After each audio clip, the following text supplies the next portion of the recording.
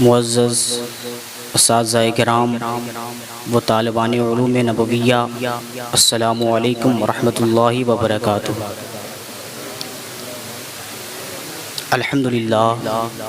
الحمدللہ رب العالمین، والصلاة والسلام علی رسولہ الکریم، اما بعد فاعوذ باللہ من الشیطان الرجیم، بسم اللہ الرحمن الرحیم۔ الا ان اولیاء اللہ لا خوف علیہم ولا هم يحزنون، صدق اللہ العظیم وبلغنا رسولہ الکریم، ونحن على ذلك لمن الشاہدین والشاکرین، والحمد للہ رب العالمین۔ جو نبی پہ نثار ہوتا ہے وہ بشر ذی وقار ہوتا ہے، جو فنا فی الرسول ہو اس کا، جو فنا فی الرسول ہو اس کا تذکرہ بار بار ہوتا ہے، اور محو آرام ہو جہاں پہ ولی، محو آرام ہو جہاں پہ ولی، برکتوں کا دیار ہوتا ہے، برکتوں کا دیار ہوتا ہے۔ بادِ توحید کے متوالوں، شمع رسالت کے پروانوں، اولیاء امت کے دیوانوں، قرآن کریم کے فداکاروں، سنت رسول کے تابعداروں، شہدائے محبت کے نقش نگاروں، بھیک دینے والے داتا، سب کے سروں پر ہاتھ رکھنے والے آقا، جو سبل السلام کے مرشد اعظم ہیں، مظلوموں کے چارہ گر ہیں، شکستہ دلوں کے کارساز ہیں، روحانی کرب و اضطراب کے مسیحا ہیں، دن جن کے در دولت کا رومی غلام ہے،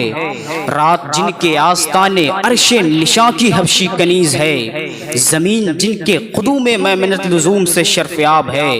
سدرہ کے مکین جبریل امین جن کے ہم نشین ہے، ان کی بارگاہ بے کس پناہ میں عقیدت و محبت کے ساتھ درود و سلام کا نذرانہ پیش کیجیے اور جھوم کر پڑھیے۔ اللہ رب محمد صلی اللہ علیہ وسلم، نحن عباد محمد صلی اللہ علیہ وسلم، صلاۃ و سلام علیک یا رسول اللہ صلی اللہ تعالی علیہ وسلم۔ ابھی میں نے جس آیت مقدسہ کو اپنا عنوان سخن بنایا اس کا سیدھا سادہ ترجمہ ہے، خبردار اللہ کے ولیوں کو نہ کوئی خوف ہے نہ کوئی غم۔ برادران ملت اسلامیہ، میری تقریر کا عنوان ہے اولیاء اللہ۔ آج میں ولیوں کی حیات پاک کا ورق الٹتا ہوں، بغور سماعت فرمائیے، دارین میں خوشی نصیب ہوگی۔ اولیاء اللہ جمال و رانائی کے مجسمہ ہوتے ہیں، مزاج میں نفاست مچلتی ہے، پاک قویت سیرت رسول میں ڈھلی ہوئی ہوتی ہے، ذہانت عروج پر ہوتی ہے، دانائی بے مثال ہوتی ہے، طینت میں لطافت بنائے لیتی ہے، چلتے ہیں تو کائنات ساتھ ہوتی ہے، غرقاب آنکھوں سے محبت کے پیمانے چھلکتے ہیں، باتیں کرتے ہیں تو الفت کے پھول جھڑتے ہیں، ذہن میں خدا کا نور جلوہ گر ہوتا ہے، دل میں عشق رسول کے چراغ جلتے ہیں، انگ انگ سے حسن و دل کشی ٹپکتی ہے، درخشاں پیشانی موج نور میں ڈوبی ہوئی ہوتی ہے، خاک دانے گیتی کا ذرہ ذرہ ان کے در کا بھکاری ہوتا ہے، سرور کونین صلی اللہ علیہ وسلم کی 63 سالہ تاریخ ذہن میں گردش کرتی ہے، رسول اعظم کے صدقے خدا سے لیتے ہیں اور مخلوق خدا کو دیتے ہیں، ان کا کردار اعلیٰ و بالا ہوتا ہے، ان کا قول قول رسول ہوتا ہے، ان کا فعل قرآن کا آئینہ دار ہوتا ہے، نہ پوچھ ان خرقہ پوشوں سے، ارادت ہو تو دیکھ ان کو، جدے بیضا لیے بیٹھے ہیں اپنی آستینوں میں۔ جب زمین سورج کی گرم شعاؤں سے تپتی ہے تو بارش ہوتی ہے، جب شب دیجور کی سیاہی گہری ہوتی ہے تو صبح کا نور طلوع ہوتا ہے، جب انسان کی آہ و فغاں جوان ہوتی ہے تو باب اجابت کا تالا کھلتا ہے، جب بچے روتے ہیں تو ماں کے سینے میں دودھ جوش مارتا ہے بلا تمثیل، جب سرکشی اپنی حد بندی توڑ ڈالتی ہے، جب گمراہی حد سے تجاوز کر جاتی ہے، جب خلق خدا راہ حق سے منحرف ہو کر ظلم و طغیان کے سانچے میں ڈھل جاتی ہے، تو رحمت الہی کو جوش آتا ہے اور بدباطن گھن گرز دور کرنے کے لیے عظیم الشان رہبر کا ظہور ہوتا ہے، جس کے دم قدم سے استحکام کی فضا قائم ہوتی ہے،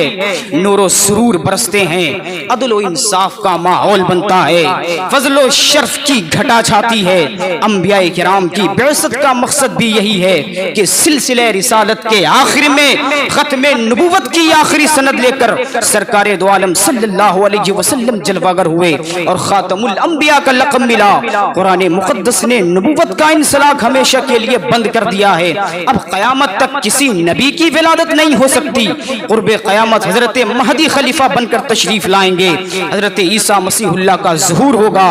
تولد نہیں ہوگا۔ رسولوں کا سلسلہ بند ہے لیکن ولیوں کا سلسلہ بند نہیں ہے بلکہ جاری ہے اور قیامت تک یہ سلسلہ جاری رہے گا۔ زبان رسالت نے یہ کہہ کر مہر ثبت کر دی ہے کہ علماء امتی کا انبیاء بنی اسرائیل، میری امت کے علماء بنی اسرائیل کی انبیاء کی طرح ہے۔ اس حدیث کا مطلب انبیاء کرام کے ساتھ علماء اعظام کی کوئی برتری یا برابری نہیں ہے، بلکہ دکھانا مقصود یہ ہے کہ رشد و ہدایت کا جو فریضہ انبیاء کرام انجام دیتے رہیں، سرکار دو جہاں کے بعد وہی فریضہ علماء اعظام انجام دیں گے۔ قرآن کی آیت صراحت کر رہی ہے کہ ہم سب کے رسول خاتم الانبیاء ہیں، سرکار کی امت خاتم الامم ہے۔ انہی علماء ربانی میں ایک برگزیدہ عالم دین، قطب ربانی، محبوب سبحانی، غوث لاسانی سیدنا شیخ عبد القادر جیلانی رضی اللہ تعالی عنہ ہے، جن کی ذات خالق کائنات کا ثبوت ہے،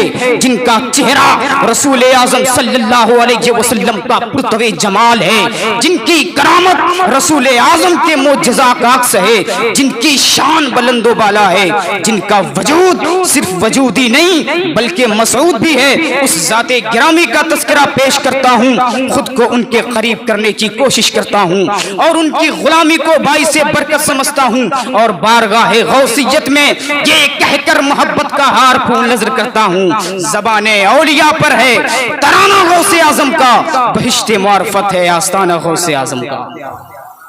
اس تسلسل میں سید الاولیاء غوث اعظم رضی اللہ تعالیٰ عنہ کی ایک کرامت آپ کی سماعت کے حوالے کرتا ہوں، دل کے کان سے سماعت فرمائیے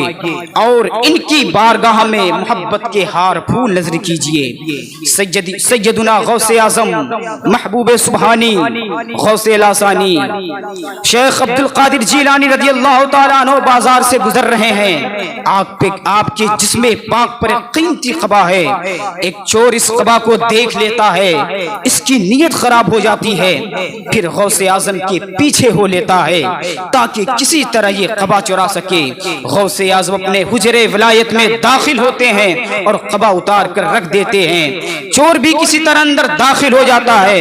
غوث اعظم اللہ تعالیٰ کی عبادت میں مصروف ہیں، چور موقع کو غنیمت سمجھتا ہے اور چھپکے سے اٹھتا ہے، قبا بغل میں دبا کر دروازے پر پہنچ جاتا ہے، دروازہ بند ہے، کمرہ اندھیرا ہے، چور دیواروں پر ہاتھ مار مار کر دروازہ تلاش کر رہا ہے مگر دروازہ نہیں مل پا رہا ہے۔ ملتا کیسے؟ غوث پاک کا دروازہ ہے جہاں صرف نیکیوں کی خیرات بڑھتی ہے، چور کا دل دغا سے لبریز ہے اور یہاں اخلاص کو پروان چڑھایا جا رہا ہے۔ ماحصل یہ ہے کہ چور بدنیتی کے باعث نابینا ہو چکا ہے، ایک طرف چور قبا لے کر فرار ہونے کی تیاری کر رہا ہے، دوسری طرف غوث اعظم اس کے لیے ولایت کا دروازہ کھول رہے ہیں اور اسے ابدال بنانے کی تیاری کر رہے ہیں۔ غوث اعظم نماز سے فارغ ہوتے ہیں، علی الفور دروازے پر دستک ہوتی ہے، ارشاد فرماتے ہیں کون ہو؟ جواب ملتا ہے میں خضر ہوں، دروازہ کھول دیا جاتا ہے، حضرت خضر علیہ السلام اندر تشریف لے آتے ہیں اور اطمینان سے گویا ہوتے ہیں کہ فلاں علاقے کے ابدال کا انتقال ہو گیا ہے، اس علاقے کے لیے ابدال لینے آیا ہوں۔ چور اندر چھپا بیٹھا ہوا ہے اور خوف سے بے حال ہو رہا ہے، اس کا بدن ڈر کے مارے کانپ رہا ہے،